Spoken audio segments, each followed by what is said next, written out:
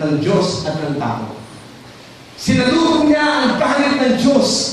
Tinanggap niya ang galit ng Diyos. Yun ang naging depensa natin siya. Di ba sa English ang tawag gano'n? Defense lawyer. Tama ba? Mayroong prosecutor, mayroong defense lawyer. Naging depensa natin siya. Ang krus ang depensa natin laban sa Diyos. Kung wala ang krus, sasalubungin mo ang puot ng Diyos sa iyo. Kaya saan tayo nagtatago? Saan tayo tumatakbo? Sa krus ng Panginoon. Kasi doon na ginanap ang depensa. When you are being accused, tumakbo ka sa krus. When you are weak, tumakbo ka sa krus. Ang krus ang depensa ng bawat isa sa atin. Amen? Kasi doon siya tumayo at doon siya sinalubong ng krus. Palalahanin natin ang poon ng Diyos sa tao dahil sa kasalanan. Huwag natin nalilimutan, ang Diyos ay banal, ang tao ay makasalanan. Ang tanging paraan upang may pagkasundo ng ating tagapamagitan na si Jesus, ang Diyos, ang tao, kailangan matugunan ang puot ng Diyos. Pwedeng, batiin mo kayo. Sige na. Kung pwedeng mas patawahan mo na. Ako na rin alam na ito naman baling panggawad na rin Sige na Hindi pwedeng gano'n. Hindi, God is holy, God is righteous. Hindi pwedeng basta isang tabi yun. Kaya mga anak ng Diyos, ang Diyos mahal po tayo. Pero ang Diyos po, hindi ho siya nag-cover ng kasalanan lang. Because God is what? Holy and God is righteous. So hindi pwede, sige na tao, pagkin na kayo. Makisabi na ako mayot kayo. Yan na pakiramdam mo, liwala. May putang Diyosan sa kasalanan ng tao. God's wrath for sin must be satisfied. Kailangan matugunan ng puot ng Diyos. Kailangan yung puot ng Diyos ay maalis. Paano niya mapatawad ng tao? Hindi naman magagawa ng tao yun. So, sino gumawa nun? Ang Panginoon Jesus. Siya ang humarap sa puot ng Diyos. Kailangan maalis mo na yung puot na yun bago na maitawid ang tao sa Diyos. At siya naman pwede makatawid nun. At yun ay ginawa niya sa krus. Doon sa krus, doon niya tinanggap ang lahat ng buhay ng Diyos. Anong tawag ko? Para maintindihan ko natin. Ito ang lalim ng ating Christmas natin. Substitutionary death ang tawag ko. Substitutionary death. Substitution. Anong ibig sabihin ng substitution? Kapalit. Kaya kung ipunta, substitute mo ko pa, replace mo ko pa, proxy mo ko pa. Nagkaroon ng tinatawag na proxy death. Ano yun? Sa pamamagitan ng proxy o ng substitutionary death or offering, Jesus became a sin offering, a peace offering. Yung mismong katawan niya. Jesus took upon His body our sins, yung kasalanan natin, kinuha niya sa katawan niya. Our sins were laid upon Him. Yung kasalanan natin lahat, binirdanan, peditangan kang Jesus. In short, hindi marami. Ang kasalanan ng tao, inilipat kay Jesus. Wala ka pa nun. Pero magandang balita, kasama yung kasalanan mo sa dinala ni Jesus. Amen? Amen. Alam mo yung kasalanan pinuproblema mo ng matagal? Actually, matagal na inilipat kay Jesus yun. Amen? Amen. Maintindihan mo lang, hindi mo naman problema ang kasalanan. Sa totoo lang, matagal nang inilipat ang kasalanan natin bago pa tayo sinila sa Panginoon sa Kristo. Amen? It was laid upon Him. In place of us, sino dapat bagsakan ng puot ng Diyos? Pero kanina bumuhos sa katawan ni Jesus. In place of us, instead of us, sa Kanya ito bumuhos. Yan ang ibig sabihin ng substitution ng death. Yung puot ng Diyos, sinatisfied ng Panginoon Diyos.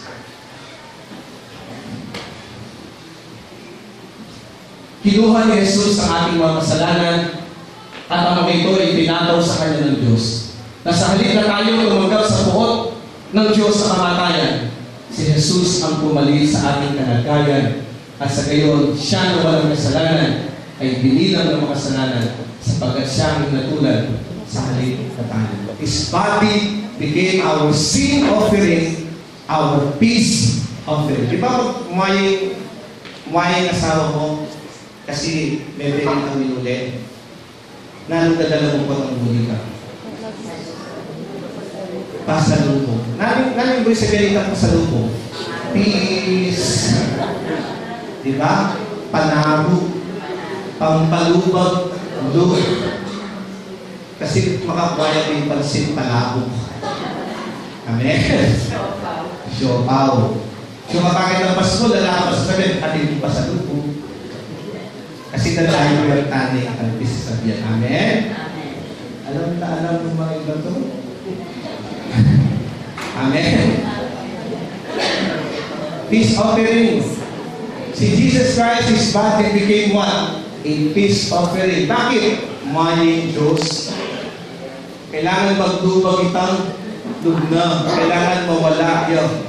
Pero magbigat ang kabayaran nun. Ang kabayaran po nun ay ang kamatayan ni Jesus sa krus. Amen? Ngayon, para natin si Jesus.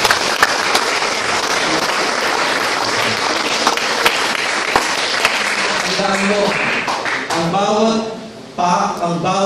pako o bawat pukpok ng pako na tinanggap ni Jesus, dapat yun ang pakong tinanggap ng bawat isa.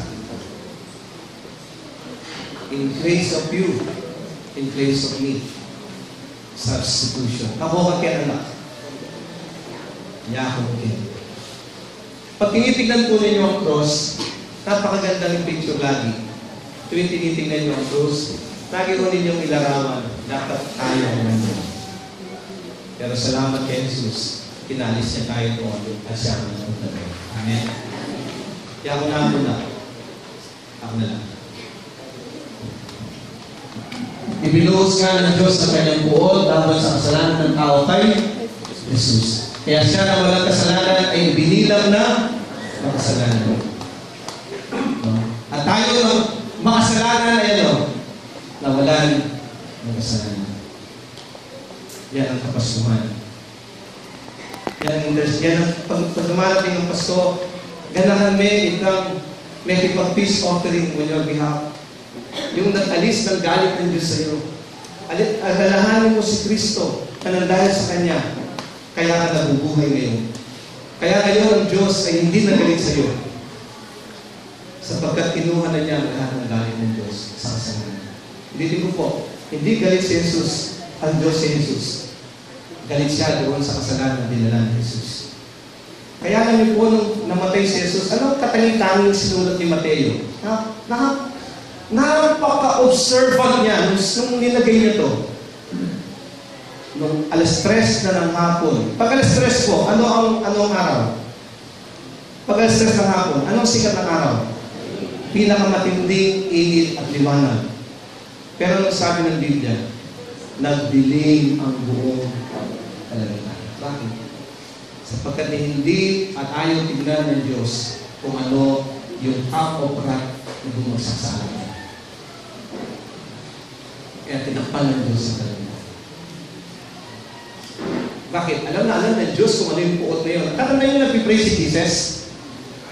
Para maintindihan natin yung mga prayers. Ano sabi niya? Ama, kung pwede lang po sa kanila ng Gethsemane, Ama, kung pwede lang po, ano sabi niya? Alisin mo po sa akin ang sarong ito. Kung pwede lang po. Alam niyo po ba kung yung sarong na yun ang pinapaalis niya? That's the cup of wrath. Ang sarong ng puot ng Diyos na malapit na niyang malinasan. Alam ni Jesus, normal lang yun. Alam ni Jesus kung gaano ang puot ng Diyos. Kaya sabi niya, nararamdaman din niya yun sa kanyang pagkatao. Ama, kung pwede lang po, sabi niya, alisin mo sa akin yung sarong ito, the cup of wrath. Pero anong lagi niyang cambio, alang-alang sa atin, bag ang kalooban ko masunod, kundi ang kalooban ko. Ano bang kalooban ng Diyos? Ang maligtas ng sangkatauhan. Amen? Amen. naglubag ang loob ng Diyos. Sa pagpataw ng Diyos sa kamatayan sa Panginoon Jesus, nahapis ang puot ng Diyos. The wrath of God was appeased or calmed down. It was removed. Ibig sabihin, the anger of God sa tao ay nawala na. Naalis na. Resulta, nawala na ang away o alitan sa pagitan ng Diyos at ng tao. Nawala na. Anong ibig sabihin? Ang tao ngayon sa biyaya ng Panginoon, pwede na siyang lumapit sa harapan ng Diyos. Okay? Nakatatawid naman.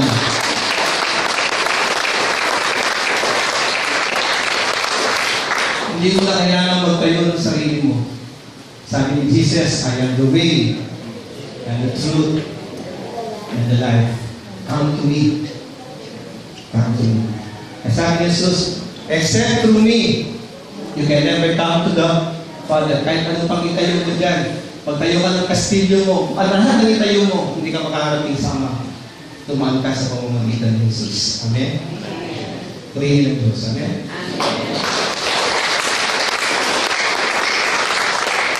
Kung pagitan ni Kristo ay ginawa nga ng Diyos ng parang makipagkasundo tayo at sa kanyang sanlibutan. Nilimot niya ang kanyang mga kasalanan at ngayon ay pinagkatiwala sa atin ang mensahe ng pakikipagkasundo. Lumabas tayo. Sabihin natin sa mga tao, hindi galit sa iyong Diyos.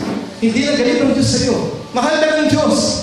Ang Paskong ito ay isang kapahayagan na mahal ka ng Diyos. Wala nang galit ang Diyos sa iyo. Ano man ang kasalanan mo sa buhay mo, pwede na lang patawarin ng Diyos. Sapagkat kinuha na ni Jesus ang lahat ng yan. Amen? Pinagkatiwala niya sa atin ito. At ito ang dapat natin ipamahagi ngayong kapaskuhan. Kapag mayroon ng tinex, kapag mayroon ng sinulatan, paalalahanan mo siya ng pagmamahal ng Diyos sa kanyang buhay. Nasa atin ngayon ito, tayo na tumanggap ng mensaheng ito. Katulad ng mga anghel, isigaw natin, kapayapaan sa lupa.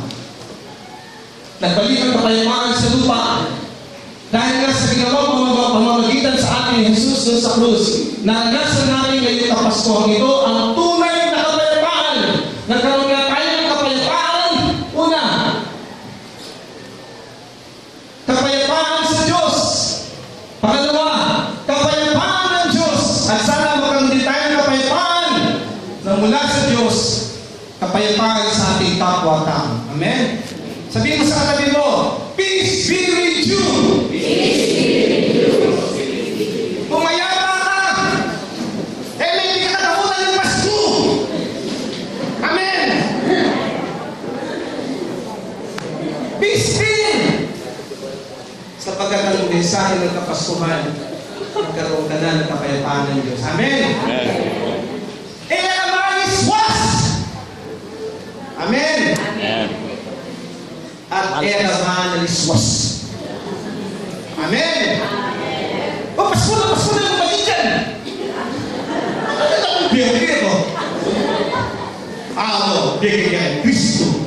Bigay pagkatao ng Kristo. Bigay karubusan ng Kristo. Amen. Nawa ko matanggap natin ito ngayon ng mensahe ng Pasko. Please, kapag naunawaan mo Pasko sa kanya lalim na kabulugan, tapos na ang Pasko ng iba, tuloy-tuloy pa rin ang Pasko mo. Mapayapa ka pa rin. Amen? Kailangan ka pa rin matutun. Amen? Kailangan ka pa rin naman. Amen? Amen. Sumayin po ang kapayapaan ng Diyos.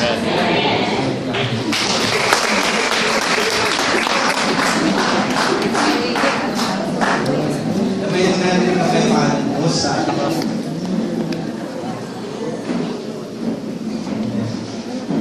Dengan aku, dia lakukan pagkain di